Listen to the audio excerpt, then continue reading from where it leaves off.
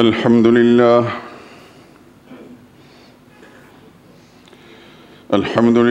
وحده والصلاة والسلام على من لا نبي بعده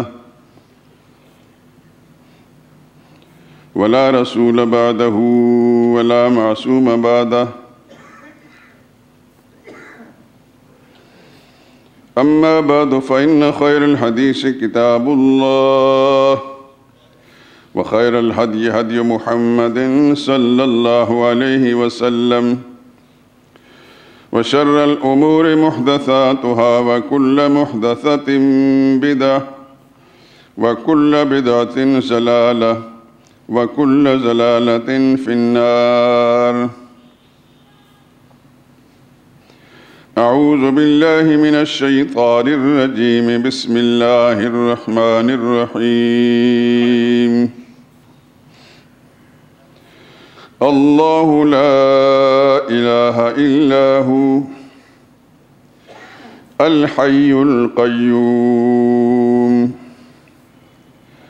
لا تأخذه سنة ولا نوم له ما في السماوات وما في الأرض من ذا الذي يشفع عنده إلا بإذنه يعلم ما بين أيديهم وما خلفهم ولا يحيطون بشيء من علمه إلا بما شاء وسع كرسيه السماوات والأرض ولا يؤوده حفظهما وهو العلي العظيم.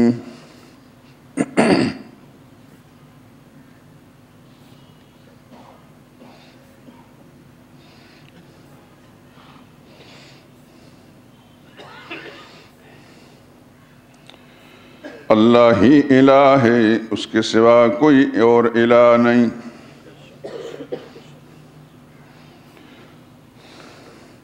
وہ زندہ ہے، ہمیشہ رہنے والا اور سارے جہان کو تھامنے والا۔ اسے نہ اونگ آتی ہے نہ نیند۔ جو کچھ آسمانوں میں اور جو کچھ زمین میں ہے سب اسی کا ہے۔ کون ہے کہ اس کی اجازت کے بغیر اس سے کسی کی سفارش کر سکے؟ جو کچھ لوگوں کے روبرو ہو رہا ہے اور جو کچھ ان سے پیچھے ہو چکا اسے سب معلوم ہے، اور وہ اس کی معلومات میں سے کسی چیز کا احاطہ نہیں کر سکتے۔ ہاں، جس قدر وہ چاہتا ہے اسی قدر معلوم کرا دیتا ہے۔ اس کی بادشاہی اور اس کا علم آسمان و زمین سب پر حاوی ہے، اور اسے ان کی حفاظت کچھ بھی دشوار نہیں۔ وہ بڑا عالی شان اور عظیم الشان ہے۔ سبحان ربک رب العزت عما یصفون وسلام علی المرسلین والحمد للہ رب العالمین۔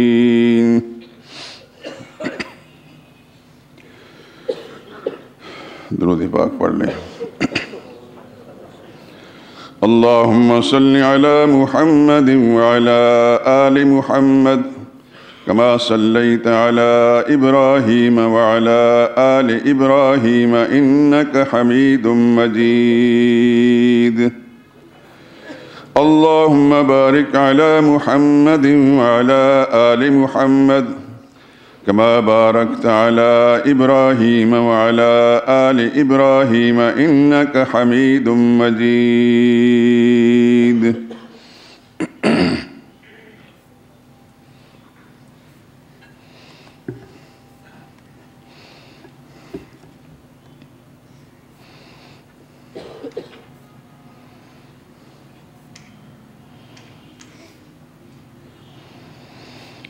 خدا سے بڑھ کے ہو سکتا نہیں مہرباں کوئی، خدا سے بڑھ کے ہو سکتا نہیں ہے مہرباں کوئی، سوا اس کے نہیں ہے خالق کون و مکان کوئی۔ اسی کے حکم سے فصل بہار آتی ہے گلشن میں، دکھا سکتا نہیں اس کے سوا عہد خزاں کوئی۔ وہی مجبور و مضطر کی دعائیں سننے والا ہے،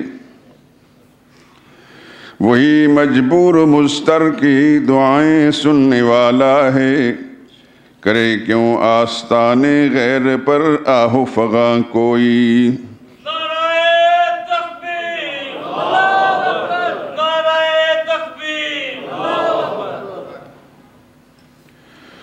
دعاؤں میں پکارو اس خداوند جہاں ہی کو، دعاؤں میں پکارو اس خداوند جہاں ہی کو، نہیں جس کے سوا حاجت روائے دو جہاں کوئی۔ وہی ہے حامی و ناصر، وہی ہے حامی و ناصر، وہی ہے حاضر و ناظر، بجز ذات خدا ہرگز نہیں ہے غیب داں کوئی۔ زمین و آسماں شمس و قمر دن رات شاہد ہیں، نہیں اس کے سوا ارض و سما کا حکمراں کوئی۔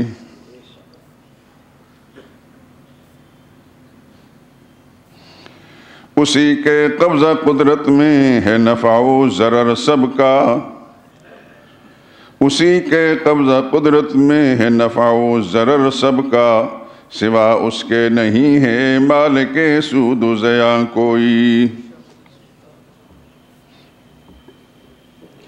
خدا کے نام ہی سے مشکلیں آسان ہوتی ہیں، خدا کے نام ہی سے مشکلیں آسان ہوتی ہیں، بنائے تو خدا کے نام کو ورد زباں کوئی۔ یہی تعلیم قرآن ہے، یہی ہے حاصل سنت، یہی تعلیم قرآن ہے، یہی ہے حاصل سنت، نہیں معبود برحق جز خداوند جہاں کوئی۔ اسی کے دامن رحمت، اسی کا دامن رحمت پناہ عاصیاں ہوگا، نہیں ہرگز کہیں اس کے سوا دارالامان کوئی۔ ظہور اللہ کی توحید پر ایمان ہو جس کا، ظہور اللہ کی توحید پر ایمان ہو جس کا، نہ اس کو مال کی پرواہ نہ اس کو خوف جاں کوئی۔ دعاؤں میں پکارو اس خداوند جہاں ہی کو، نہیں جس کے سوا حاجت روائے دو جہاں کوئی۔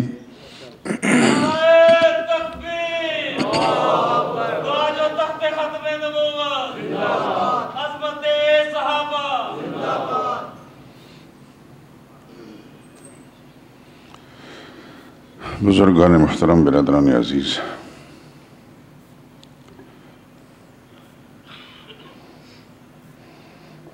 جو آیت کریمہ میں نے تلاوت کی ہے،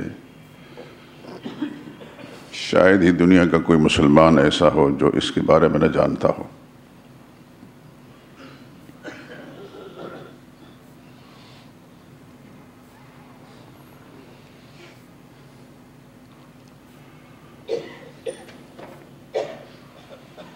یہ آیت الکرسی ہے۔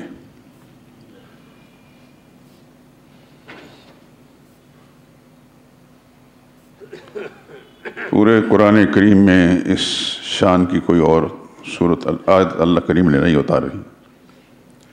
صرف قرآن کریم میں نہیں، تمام آسمانی کتابوں میں اس رتبے والی کوئی آیت نہیں آئی۔ یہ میں نہیں کہتا، اللہ کے پاک پیغمبر صلی اللہ علیہ وسلم کا ارشاد ہے۔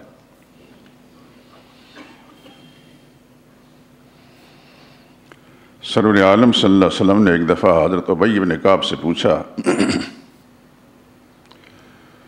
سب سے افضل آیت کون سی ہے؟ انہوں نے عرض کیا یا رسول اللہ آیت الکرسی۔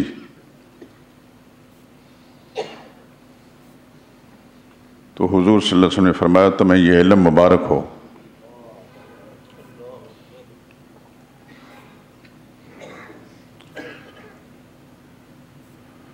حضرت ابو ذر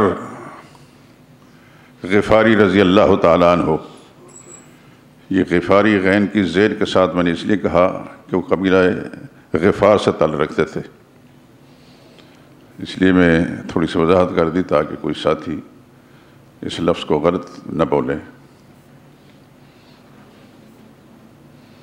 یہ بڑے درویش صحابی تھے۔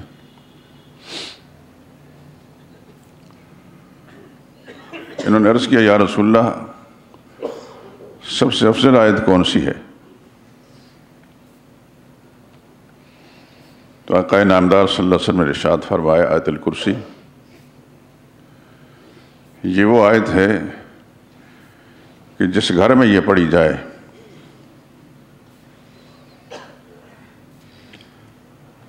وہاں جنات بھی نہیں ٹھہر سکتے اور ابلیس بھی داخل نہیں ہو سکتا۔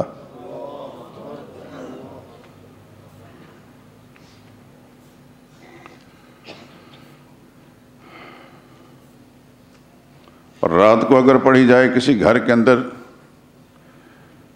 تو اس گھر میں رہنے والے جتنے افراد ہیں اور پڑھنے والے، ان کو کوئی ناگہانی آفت مصیبت، کسی قسم کی مصیبت نہیں آئے گی۔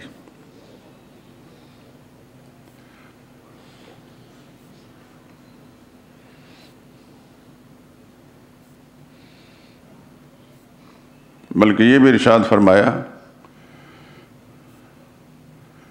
نہ صرف یہ کہ جنات اور شیاطین کا اثر نہیں ہوگا گھر کے مکینوں پر، وہاں کسی قسم کے سحر اور جادو کا کوئی اثرات بھی نہیں آئیں گے۔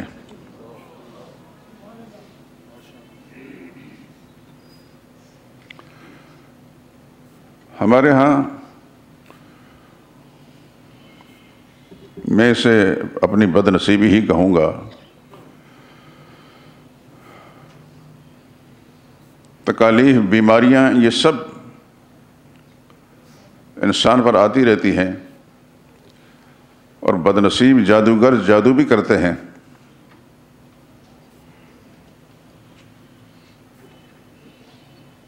حتیٰ کہ خود پیغمبر خدا صلی اللہ علیہ وسلم پر یہودیوں نے جادو کیا۔ یہ الگ بات ہے کہ وہ کامیاب نہیں ہو سکے، تو ٹونے ٹوٹکے کرنے والوں کے پیچھے لوگ گھومتے پھرتے ہیں اور اس کی مشکل کا سامان اس کے گھر کے اندر موجود ہے، اس کی طرف توجہ نہیں کرتے۔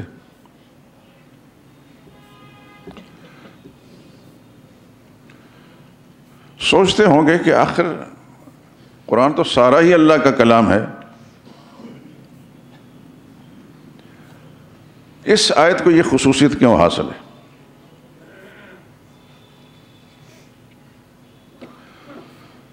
اللہ سے دعا کرتا ہوں اپنے لیے بھی اور آپ کے لیے بھی اور ہر مسلمان کے لیے خدا اپنی رحمت کے ساتھ ہر مسلمان کو قرآن کا فہم نصیب فرمائے اور یہ آیت کریمہ بھی سمجھ میں نصیب آ جائے۔ ہے تو ایک ہی آیت، اللہ لا الہ الا ہو، اس کے بعد اس کے 10 جملے ہیں۔ اللہ لا الہ الا ہو میں دعویٰ ہے، دعویٰ کیا ہے؟ اللہ ہی الہ ہے اور کوئی الہ نہیں۔ کیوں نہیں؟ آگے اس کے جواب ہیں الحی القیوم لا تأخذہ سنۃ ولا نوم لہ ما فی السماوات وما فی الارض من ذا الذی یشفع عندہ الا بإذنہ یعلم ما بین ایدیہم وما خلفہم ولا یحیطون بشیء من علمہ الا بما شاء وسع کرسیہ السماوات والارض ولا یؤودہ حفظہما وہو العلی العظیم۔ وہ جو دعویٰ ہے نا اللہ لا الہ الا ہو، اللہ ہی الہ ہے اور کوئی الہ نہیں، یہ الہ وہی ہے جو آپ کلمے میں پڑھتے ہیں۔ کیوں الہ نہیں؟ پھر یہ 10 جملے جو ان کا جواب ہے۔ الحی، وہ حی ہے، دائمی زندگی ابدی زندگی کا مالک ہے اور کوئی بھی نہیں ہے، لہذا الہ وہی ہے اور کوئی الہ نہیں۔ دائمی زندگی کے مالک اس کے سوا کوئی اور ہے؟ اگر دائمی زندگی کسی کو نصیب ہوتی تو آقا انعامدار صلی اللہ علیہ وسلم آج حیات ہوتے اور میں اور آپ بھی ان کی زیارت کرتے اور شرف صحابیت حاصل کرتے۔ معلوم ہوتا کہ دائمی زندگی اللہ ہی کے لیے ہے اور کسی اور کے لیے نہیں۔ عربی کا ایک شاعر کہتے ہیں لو کانت الدنیا تدوم لواحد لکان رسول اللہ فیہا مخلدا، دنیا میں دائماً کسی نے رہنا ہوتا تو رسول اللہ صلی اللہ علیہ وسلم یہاں موجود ہوتے۔ آپ سوچتے ہوں گے کہ یکایک یہ مسئلہ کیوں شروع کر دیا؟ بالعموم تو ہم شعبان کے مہینے میں اس مضمون کا آغاز کرتے ہیں اور پھر رمضان سارا اسی پہ ہوتا ہے، رمضان کے بعد شوال بھی، ذی الحج، محرم تک چلتا ہے۔ در حقیقت کئی دنوں سے میرے دل میں مسلسل دن کو اور رات کو ایک چیز گردش کرتی ہے، اور راتوں کو بعض اوقات لیٹا ہوتا خواب میں دیکھتا ہوں اور آیت الکرسی بار بار آتی ہے۔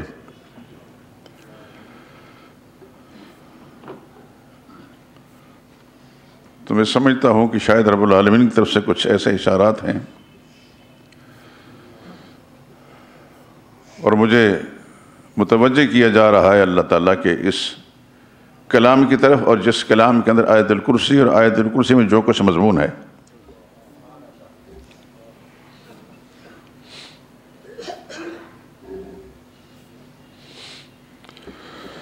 میرے دوستوں اور بزرگوں،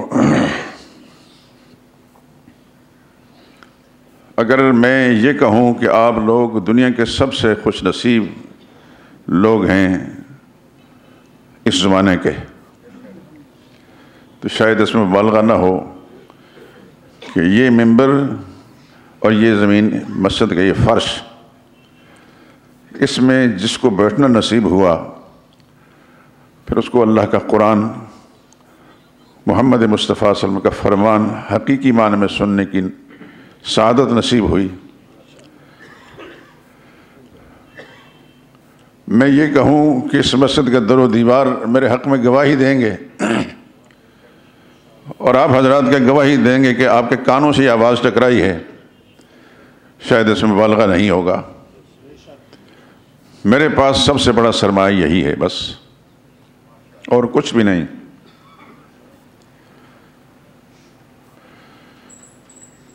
مجھے اپنے گناہگار ہونے کا احساس سے شدت کے ساتھ اور ہر روز دعائیں مانگتا ہوں،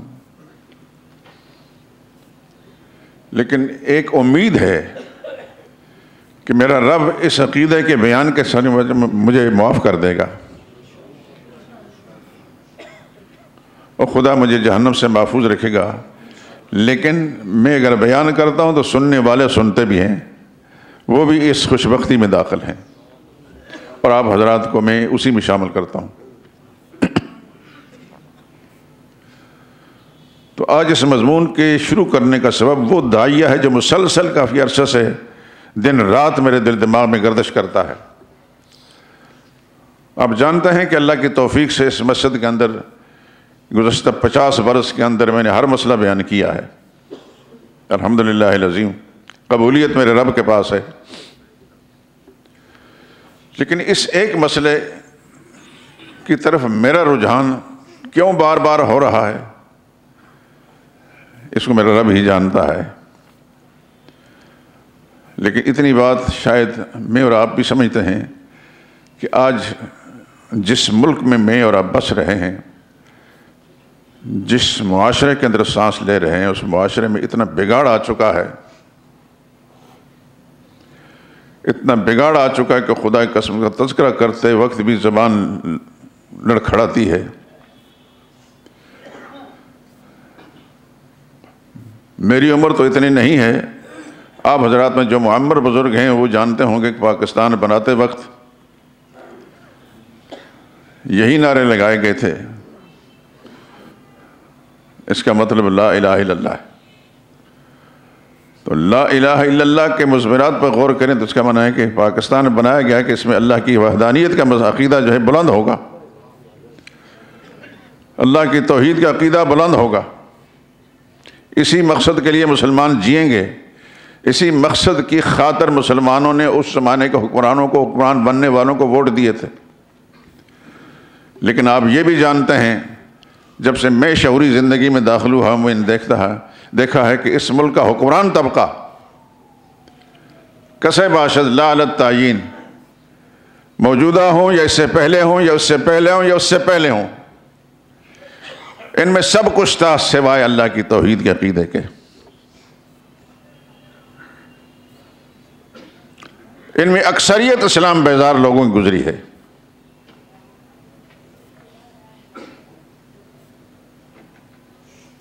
اس تفصیل میں جاؤں گا تو اور ذہنی اذیت اپنے لیے بھی اور آپ کے لیے بھی پیدا کروں گا، اس تفصیل میں نہیں جاتا، لیکن اتنا اجمالاً کہتا ہوں یہ سب اسلام بیزار لوگ۔ صرف مسجدیں بنا کر نماز پڑھ لینا یہ اسلام نہیں، یہ تو روس کے اندر بھی ہیں، امریکہ میں بھی ہیں۔ آپ نے سوشل میڈیا پر دیکھا ہوگا روس کے اندر کئی فٹ برف، اس میں لوگ کھڑے ہیں اور ایک مسلح سا انہوں نے بچھایا ہوا ہے جس پر شاید وہ سجدہ کریں گے، پاؤں ان کے برف کے اندر ہیں، لمبی لمبی صفیں ہیں۔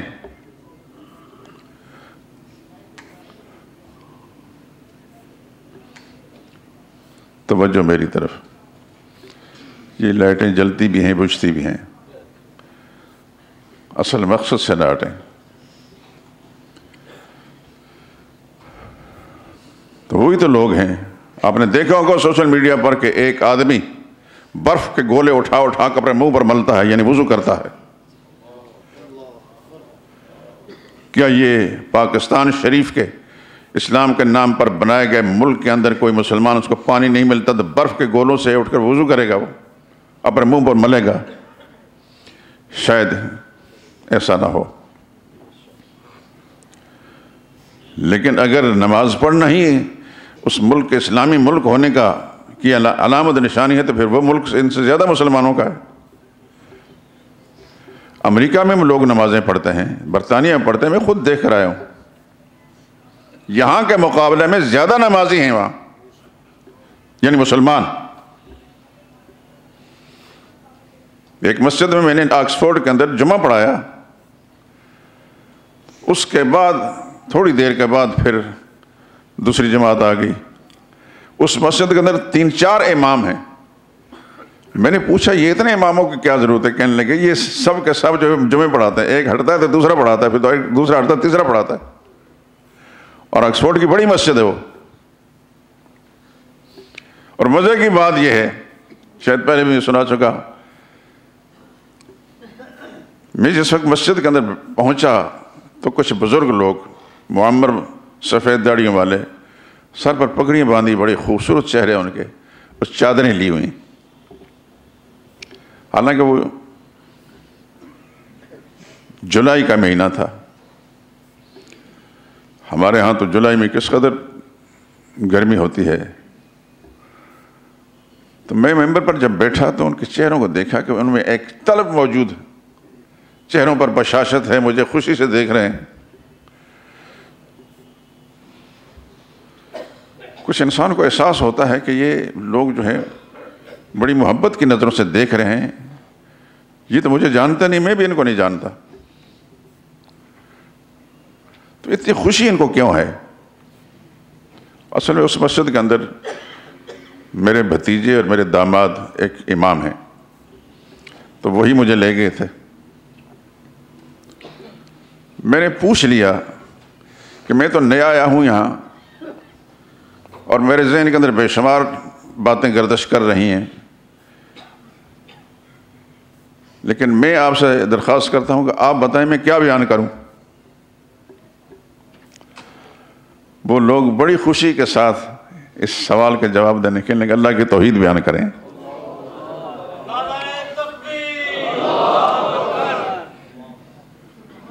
سچی بات یہ ہے کہ توحید تو ہماری روح ہے، وہ ہمارا ایمان ہے، اور ان کے اس مطالبے پر مجھے بے انتہا خوشی ہوئی، لیکن میں نے ان سے پوچھ لیا کہ آپ کو یہ چسکا کہاں سے پڑ گیا؟ ہمارے پاکستان شریف کے اندر تو توحید کے نام سے لوگ بھاگتے ہیں،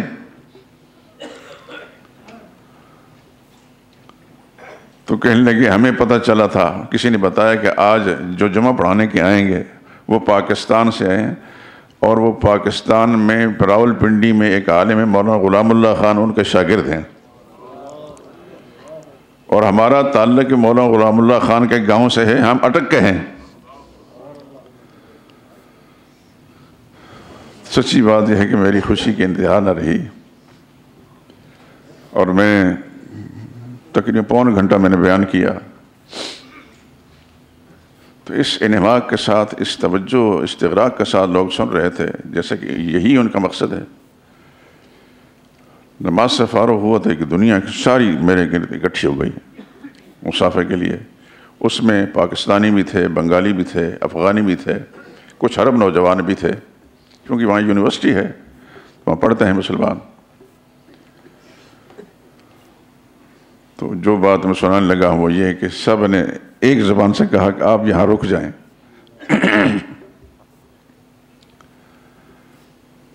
میں بڑا حیران ہوا کہ کیوں مطالبہ کرتے ہیں، ان کے پاس خود اچھے عالم موجود ہیں جو انگریزی زبان میں تو انگریزی بھی نہیں بول سکتا، اور انڈیا کے بھی ہیں 2 عالم، انڈیا کے ہیں 3 پاکستانی ہیں، اور اچھے صاحب علم لوگ ہیں، میں ان کو جانتا ہوں۔ تو میں نے کہا آپ کی اس محبت کا شکریہ، لیکن میں یہ پوچھتا ہوں کہ آپ نے یہ کیوں مطالبہ کیا مجھ سے؟ کہنے لگے یہاں بے شمار لوگ آتے ہیں، انڈیا سے بھی، پاکستان سے، سب بیان کرتے ہیں، لیکن جس طرح آپ کی بات سمجھ میں آئی اس طرح کسی اور کی بات سمجھ میں نہیں آئی۔ الحمدللہ میں نے ان کا شکریہ ادا کیا، آپ کی اس محبت کا شکریہ، لیکن آپ کا یہ مطالبہ میں فوراً پورا نہیں کر سکوں گا، اس لیے کہ اب سے 20-30 سال پہلے میں اگر آتا تو شاید، اب تو بڑھاپے کے منزل میں داخل ہو چکا ہوں، اب تو اگر میں یہاں رکتا ہوں تو لوگ کہیں گے پاؤنڈ کمانے کے لیے آیا ہے۔ میں نے کہا زندگی نے ساتھ دی تو میں آتا رہوں گا، آپ کے ساتھ ملاقات بھی رہے گی اور اللہ کی توفیق سے بیان میں، لیکن میں پاکستان میں رہتا ہوں، وہاں بھی کچھ لوگوں کو فائدہ ہو رہا ہے میری ذات سے، کتنا ہو رہا ہے یہ تو اللہ جانتا ہے،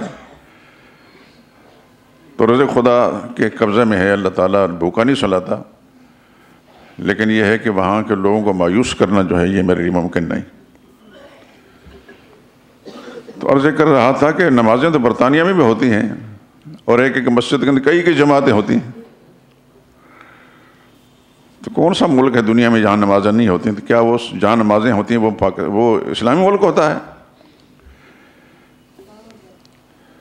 آپ کے اس پاکستان کی بادشاہی مسجد 5 وقتہ نمازوں سے جا کر دیکھ لیں، عیدین کی نمازوں میں پر ہوتی نہیں، میں کہتا کہ شاید نہ ہو، کیونکہ زیادہ تر لوگ اس وقت سیر سپاٹے کے لیے نکلے ہوتے ہیں، یہ نماز پڑھنے کم، لیکن 5 وقتہ نمازوں کے اندر بادشاہی مسجد کے اندر 2-4 ہزار آدمی ہوتے ہیں؟ نہیں ہوتے۔ میں 8 دن دہلی شہر کے اندر رہا ہوں، دلی کی جامع مسجد کے اندر نمازیں پڑھی ہیں۔ پہلے دن جب ہم گئے تو مسجد میں ہمیں نماز کی جگہ نہیں ملی، میرے ساتھ یہاں کے منتظم چودھری عبدالحکیم صاحب مرحوم بھی تھے، ڈاکٹر اسرار احمد مرحوم بھی تھے، اور یہ اور بہت سارے لوگ تھے۔ تو میں نے پوچھ لیا، جب نمازی نکلنے لگے میں نے پوچھا یہاں کوئی جلسہ تھا؟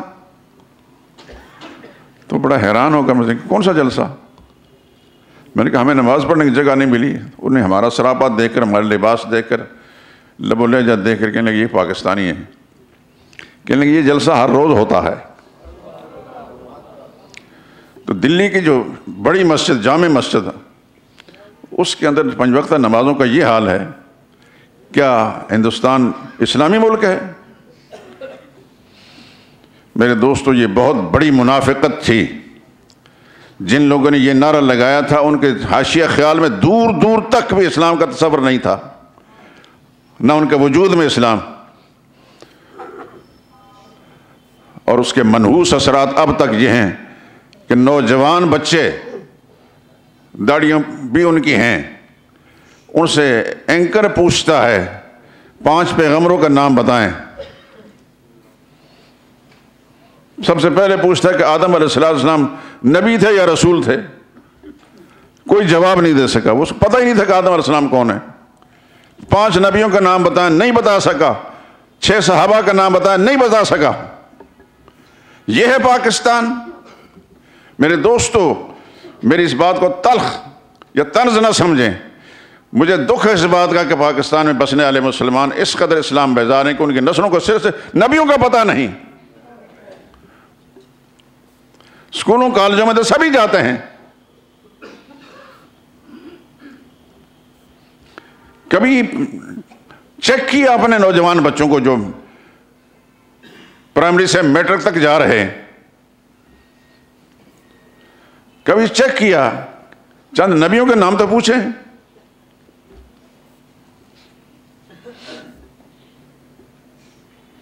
اللہ کرے کہ یہ میں جو کچھ اندیشہ ظاہر کر رہا ہوں یہ غلط ہو، اور آپ کے بچے جو ہیں فر خدا کے پیغمبروں کا نام بتائیں۔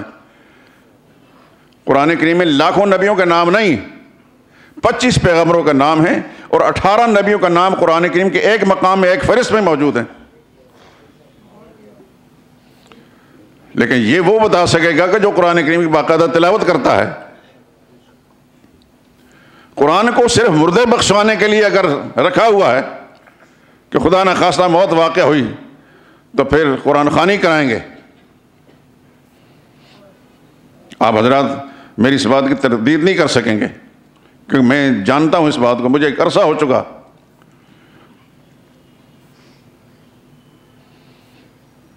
مجھے پنجاب میں 55-56 سال ہو چکے۔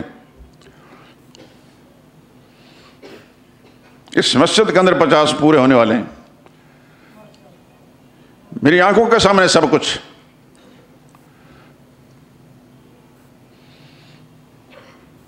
تعلیمی ادارے ہیں، حکومتیں کروڑوں کا بجٹ اس پر خرچ کرتی ہیں، لیکن جو نصاب مرتب کیا جاتا ہے، میں انگریزی نہیں جانتا، اس واسطے انگریزی کتابوں کو چیک نہیں کرتا، لیکن اسلامیات کی کتابوں کا اکثر میں چیک کرتا ہوں۔ ایسا لگتا ہے کہ وہ ایک لمبی فہرست ہوتی ہے، اتنے مرد اور اتنے عورتیں اور فلاں اور فلاں اور فلاں ڈاکٹر ہے، فلاں ڈاکٹر ہے، ڈاکٹر ہے۔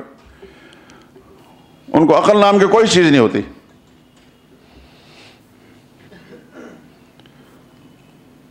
میری طرح کا ایک آدمی جو ساری زندگی پڑھنے پڑھانے میں رہا، اس کتاب کو پڑھ کر فوری طور پر اس سے ایک نتیجہ نہیں اخذ کر سکتا۔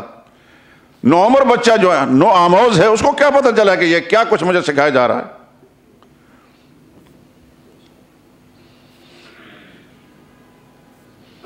افسوس کے ساتھ ایک بات مجھے سنانے کے اچانک مجھے خیال آ گیا۔ جنزیہ مرحوم کے زمانے میں عربی پڑھانے کے لیے سینٹرل ماڈل اسکول کے اندر اس زمانے بہت سارے دوست گئے تھے، مجھے بھی کچھ ساتھیوں نے زبردستی کھینچ لیا، حالانکہ میرا مزاج نہیں ہے اس طرف جانے کا۔ اس زمانے میں نے ایک مضمون لکھنا شروع کیا، آج تک اس کو میں مکمل نہیں کر سکا۔ اس کا عنوان تھا مسلمان اور غیر اسلامی تہذیب و تمدن۔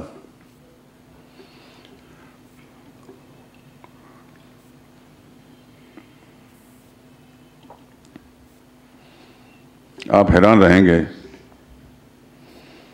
سینٹرل ماڈل اسکول اس کا تعلق گورنمنٹ کالج کے ساتھ ہے۔ یہاں کا پڑھا ہوا براہ راست گورنمنٹ کالج میں جاتا ہے۔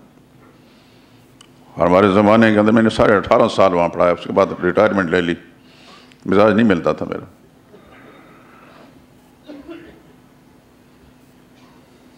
بڑی سفارشوں کے ساتھ طالب علم داخل ہوتے ہیں، بڑی سفارشوں کے ساتھ، اور قوم کے ذہین بچے بھی بہت تھے۔ میٹرک کے طالب علموں کے پرچے ہم چیک کرتے تھے، 40 50 سیٹیں ہوتی تھیں ایک پرچے کے اندر. ایسے لائق بھی تھے، لیکن کچھ ایسے بھی تھے جن کا میں حال آپ کو سنانے لگا ہوں. ایک دفعہ پرنسپل نے مجھے کہا کہ آپ زبانی امتحان لیں ان بچوں کے.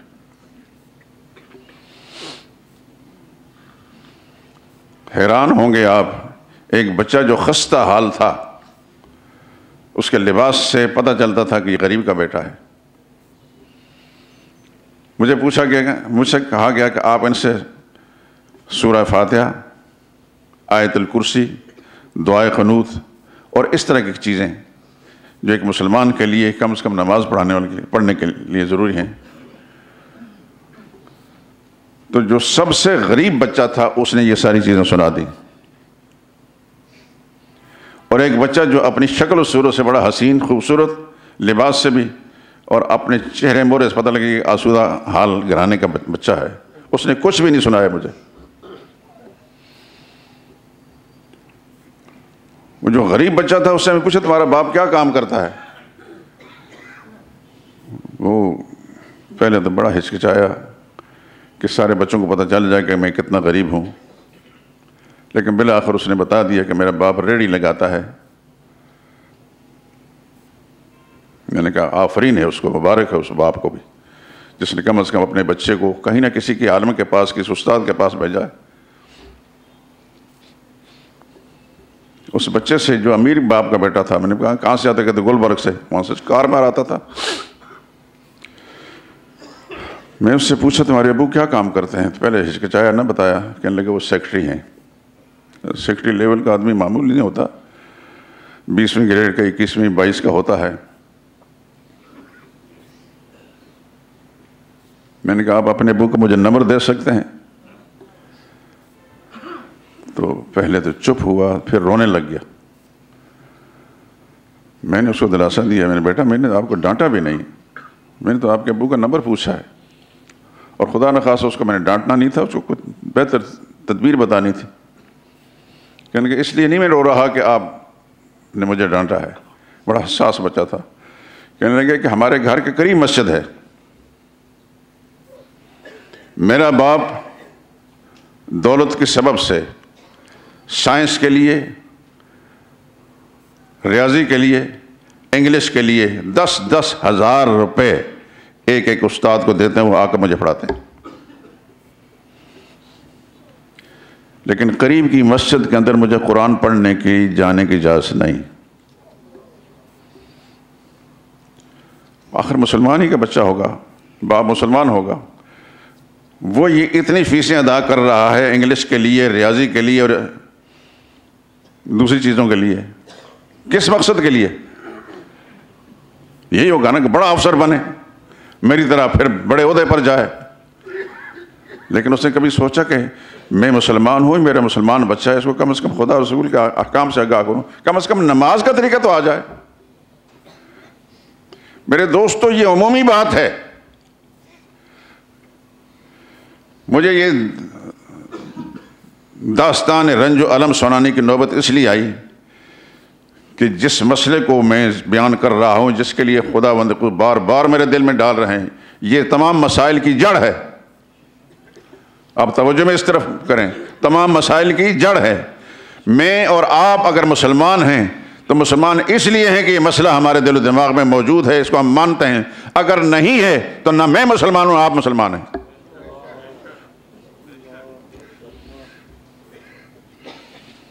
اللہ کے 1 لاکھ کئی ہزار پیغمبر علیہم الصلاۃ والسلام سب سے پہلے انہوں نے اسی مسئلے کو بیان کیا.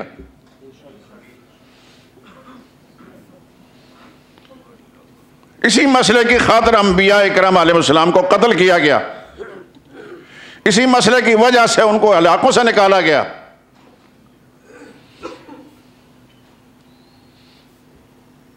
اسی مسئلے کی خاطر رسول اللہ صلی اللہ علیہ وسلم کو اپنا وطن معلوم مکہ معظمہ چھوڑنا پڑا.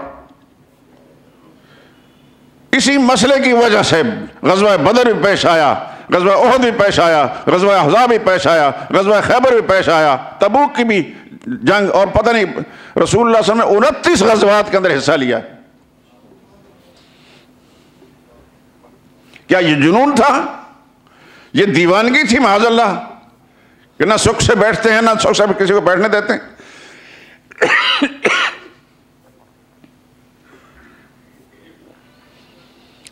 آپ حضرات پڑھے لکھے ہیں، میں اس لیے کہہ رہا ہوں کہ ہم نے بچپن سے سنا تھا کہ لاہور تعلیمی اداروں کا شہر ہے، کالجوں یونیورسٹیوں کا شہر ہے، اس شہر کے باسی ہیں آپ، یقیناً آپ پڑھے لکھے لوگ ہیں۔ پڑھے لکھے لوگوں نے اپنے آقا حضرت محمد مصطفیٰ صلی اللہ علیہ وسلم کے بارے میں بھی تو کچھ پڑھا ہوگا۔ ویسے تو مسلمان بنتا نہیں کوئی شخص کہ اب نبی کریم صلی اللہ علیہ وسلم کو صرف نام سے جانتے باقی کام سے نہیں جانتے، وہ کیسا مسلمان ہے؟ غزوہ بدر جہاں ہوا آپ حضرات گئے ہوں گے، یقیناً جائیں، اپنی آنکھوں سے منظر دیکھیں، وہ ساری چیزیں جو ہے اس ذہن پر طاری کریں۔ میں الحمدللہ العظیم میرے ایک مزاج خدا نے ایسے بنایا تو میں اس تجسس میں رہتا ہوں۔ میں کئی دفعہ گیا ہوں، اور مسجد عریش جہاں رسول اللہ کا خیمہ تھا، عریش اسی لیے کہتے ہیں، وہ مسجد ہے، اس کے باہر ایک بڑا کتبہ لگا ہوا ان صحابہ کا جو 14 صحابہ شہید ہوئے تھے بدر کے اندر۔ تھوڑے سے فاصلے پا کر جائیں، وہاں بھی ایک دیوار کے ساتھ ان صحابہ کے نام ہیں۔ رسول اللہ صلی اللہ علیہ وسلم مدینہ طیبہ سے جب بدر کی طرف گئے تھے، کافی فاصلہ درمیان میں، کبھی سوچا کہ حضور صلی اللہ علیہ وسلم کون سی مسلح فوج لے کر گئے تھے؟ کتنی بڑی تعداد تھی اس فوج کی، کتنا اسلحہ اور ہتھیار تھے ان کے پاس؟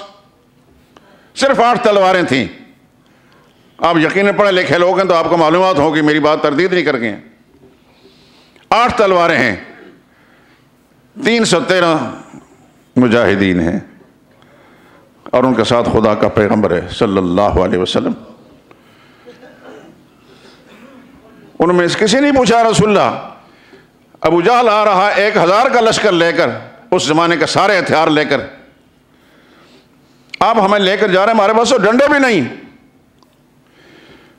لیکن وہ اسباب پر نہیں، مسبب الاسباب پر نظر رکھتے تھے۔ ان کو پتہ تھا کہ ان چیزوں سے، ہتھیاروں سے، ان چیزوں سے کامیابی نہیں، کامیابی میرے اللہ کے پاس ہے، خدا کے پیغمبر ہمارے ساتھ ہیں۔ اور پھر گئے، زیادہ تفصیلات میں نہیں جانا چاہتا۔ تھوڑی دیر کے بعد جنگ ختم ہو گئی، درمیان میں باتیں تو بہت سی ہیں لیکن میں چھوڑ رہا ہوں۔ اللہ اکبر۔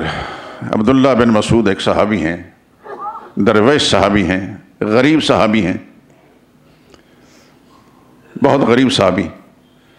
حضور صلی اللہ علیہ وسلم نے ان کو حکم دیا کہ جاؤ مقتولین، مسجد عریش سے پیچھے وہ سارا میدان، اب تو جھاڑ جھنکار بہت زیادہ موجود ہے، لیکن اس وقت شاید چٹیل میدان ہوگا، 1500 سال گزر چکا ہے۔ حضور نے فرمایا جاؤ، ابو جہل نظر آئے تو اس کا سر کاٹ کر لے آؤ۔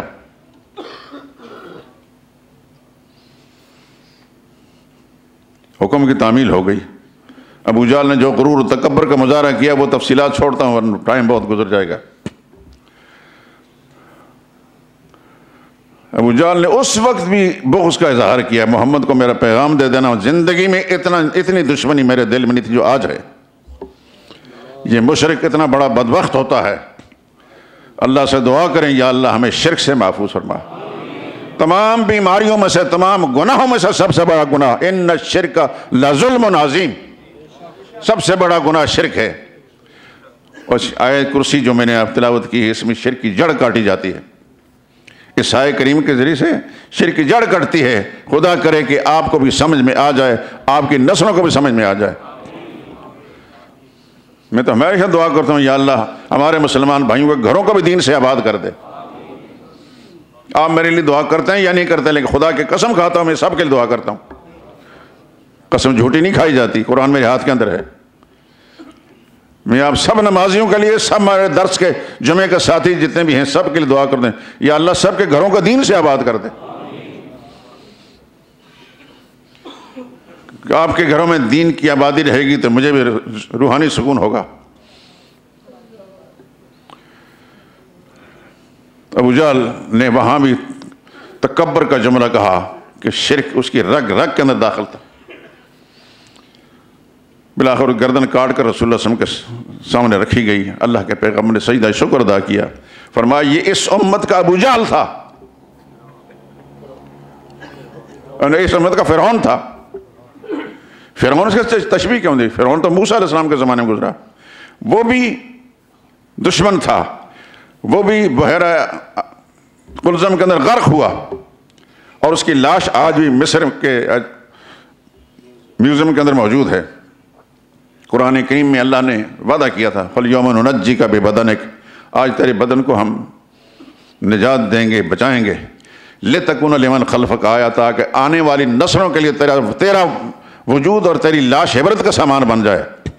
کہ جو اپنے آپ کو رب اعلیٰ کہتا تھا، سب سے بڑا رب ہوں، آج خدا نے اس کے ساتھ یہ سلوک کیا۔ تو رسول اللہ نے ابو جہل کے سر کو دیکھ کر فرمایا یہ اس امت کا فرعون تھا۔ فرعون وہ بھی تھا، پھر یہ بھی تھا، دونوں میں فرق کیا ہے؟ اس فرعون کو جب ڈبکیاں لگیں، قرآن کریم کی تلاوت آپ کرتے ہیں، خدا آپ کو سمجھ دے، قرآن کریم کے اندر موجود ہے، جب ڈبکیاں لگیں غوطے کھانے لگا تو کہنے لگا آمنت انہ لا الہ الا الذی آمنت بہ بنو اسرائیل، آج میں اللہ پر ایمان لاتا ہوں، اللہ کو مانتا ہوں، اس اللہ پر جس پر بنو اسرائیل ایمان لائیں، اور میں ایمان لاتا ہوں کہ اللہ کے سوا کوئی اور الہ نہیں۔ اس وقت اس کو عقیدہ توحید بھی یاد آیا، لیکن اللہ فرماتے الآن، اب تو موت کی ہچکی لگ چکی، اب کوئی توبہ قبول نہیں۔ بچا لیا وجود کو اللہ نے عبرت کا سامان بنانے کے لیے، لیکن اس کو ایمان نصیب نہیں ہوا، اس کی لاش کو بچایا عبرت کا سامان کے لیے۔ اس نے آخر وقت میں کلمہ پڑھنے کی کوشش کی، گو قبول نہیں ہوا۔ ابو جہل نے آخر وقت میں کلمہ کفر کہا، اس لیے فرمایا جس طرح یہ امت ابو جہل کے زمانے کے لوگوں سے، موسیٰ علیہ السلام کی امت سے افضل امت ہے، اس امت کا پیغمبر اس پیغمبر سے افضل ہے، اس امت کا کافر اور فرعون اس کافر سے زیادہ بڑا کافر ہے۔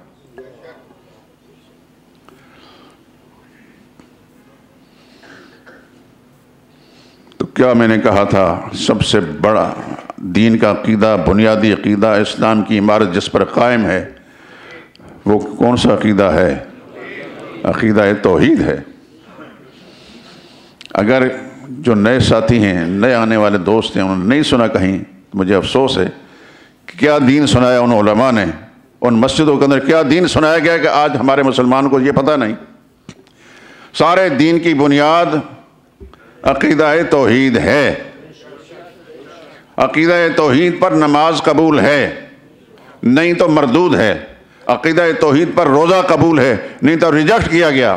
عقیدہ توحید پر زکوٰۃ قبول ہے، نہیں تو خدا کو کوئی ضرورت نہیں ایسے پیسے کی۔ عقیدہ توحید پر حج قبول ہے، اعتکاف قبول ہے، نظر و نیاز قبول ہے، نہیں تو کچھ بھی نہیں۔ پہاڑوں جیسے انسان کی نیکیاں بھی ہوں، عقیدہ میں خرابی خدا کی قسم سب رائے گاہ ہیں، اور ذرہ نیکی بھی خدا تعالیٰ اس عقیدے کی بنیاد پر قبول کرتا ہے۔ یہ آیت کریمہ آیت الکرسی اسی عقیدے کو بیان کرتی ہے۔ اس کی تفصیل تو میں نہیں بیان کر سکا ابھی، صرف یہ کہ اس کی بنیاد پر یہ کچھ باتیں عرض کر دی ہیں، لیکن یہ بات پھر ذہن نشین فرما لیں، کل میں نہیں ہوں گا، موت ہمارے پیچھے ہے، لیکن ایک بات ذہن نشین فرما لیں، اللہ کے ہاں سرخرو ہو کر جانا ہے تو پھر اس عقیدے کو ٹھیک کرنا پڑے گا۔ کہاں رہتے ہیں آپ، کس علاقے میں رہتے ہیں، کس کے شاگرد ہیں، کس پیر کا مرید ہیں، مجھے نہیں معلوم۔ میں جس پیر کا مرید ہوں وہ ہر وقت اللہ تعالیٰ کی عظمت اور کبریائی کا اعلان کرتا تھا۔ ہمارے مرشد تھے مولانا شاہ ابرار الحق رحمۃ اللہ تعالیٰ نے کراچی میں جا کر ان سے بیعت کی تھی۔ وہ راستے میں چلتے چلتے رک جاتے، دین کی باتیں سمجھاتے رہتے۔ یہ عجیب بات میں نے کسی اور میں نہیں دیکھی، راستے میں چلتے چلتے رک جاتے، جتنے بھی ساتھی جاتے ان کو وہ دین کا مسئلہ سمجھاتے۔ اور حضرت شیخ القرآن کے بارے میں تو سبھی جانتے ہیں، ہر مسلمان جانتا ہے۔ برطانیہ کے اندر بسنے والے مسلمان وہاں کے نیشنل ہیں، کہنے لگے آپ پنڈی کے شیخ کے شاگرد اور ہم ان کے علاقے کے رہنے والے ہیں۔ اب 50-60 سال پہلے ہم نے ان کی تقریریں سنی تھی، ہمیں پتہ چلا کہ یہ ان کا شاگرد، لہٰذا ہم سے توحید کی بات سنیں گے۔ خدا آپ کو بھی توحید کی لذتوں سے آشنا کر دے، خدا کی قسم یہ مسئلہ میٹھا اس قدر ہے، سمجھ میں آ جائے تو انگارے پر لیٹ جاتا ہے انسان۔ از بلال کو دیکھیں، کوئی فریاد کی انہوں نے؟ جب بھی پاس سے کوئی گزرتا، احد احد اللہ ہی کو میں اپنا واحد لا شریک سمجھتا ہوں، تو رسول اللہ نے ایک دفعہ پاس سے گزر کے فرمایا نام ینجی کا حد، وہی ذات تجھے نجات بھی دے گی۔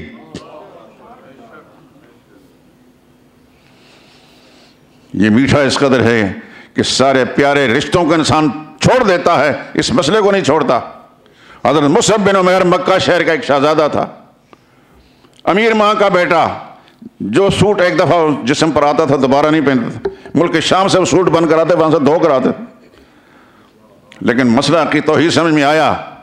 ماں نے کہا میں آپ سے بات نہیں کروں گی، چھوڑ محمد کا ساتھ صلی اللہ علیہ وسلم۔ انہیں بات نہیں مانی، کہنے لگے کھانا چھوڑ دیتی ہوں، مر جاؤں گی۔ اس نے یہ حربہ استعمال کیا، غیر کا ایمان خدا کی کروڑہا رحمتیں نازل ہونے پر وہ لاڈلا اور بانکا نوجوان مکہ شہر میں، اس کی خوشبوئیں جس گلی سے گزر جاتا تھا خوشبوئیں آتی رہتی، لوگ سمجھتے جہاں سے مصعب بن عمیر گزرا ہے۔ لیکن آج ایمان کی قوت ایسی ہے، جب ماں نے کہا مر جاؤں گی، فرمایا تیرے موت مجھے قبول ہے، محمد کا ساتھ نہیں چھوڑ سکتا میں۔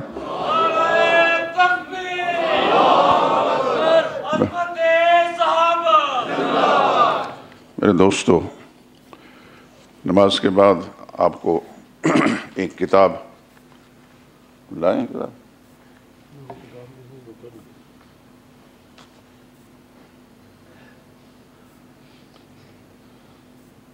کچھ ساتھیوں کے کہنے پر تفسیر آ چکی، جن ساتھیوں کی ضرورت ہو تو لے لیں، آپ روکا نہیں پڑتا پر۔ بار سے آپ کو تفسیر ملے گی، تفسیر تبیین القرآن۔